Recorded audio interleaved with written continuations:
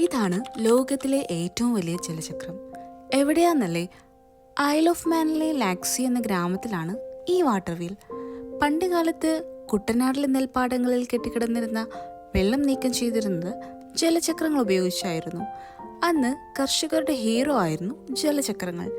പക്ഷേ ഇന്ന് അതൊക്കെ ഒരു ഓർമ്മ മാത്രമാണ്. അതുപോലെ മൺമറഞ്ഞു പോവാതെ ഇന്നും ചലിച്ചുകൊണ്ടിരിക്കുന്ന ഈ ജലചക്രം ലാക്സി വീൽ അഥവാ ലേഡി ഇസബെല്ല എന്നറിയപ്പെടുന്നു. 1854 റോബർട്ട് കേസ്മെന്റ് എന്ന എഞ്ചിനീയർ പണിത ഒരു ഭീമൻ ജലചക്രമാണ് ഇത്. ഇന്നും ഒരു രാജ്ഞിയെ പോലെ തല ഉയർത്തി നിൽക്കുന്നു. ഇവിടുത്തെ ഭൂഗർഭഖനിയിലെ വെള്ളം നീക്കിക്കളയാനാണ് ഈ ജലചക്രം ഉപയോഗിച്ചിരുന്നത്. ഇന്ന് കുട്ടനാടിലെ ജലചക്രങ്ങൾ ഓർമ്മയിൽ മാത്രം നിലകൊള്ളുമ്പോൾ ലാക്സി വീൽ ഇന്നും കറങ്ങിക്കൊണ്ടിരിക്കുന്നു, ഒരു ചരിത്രമായി.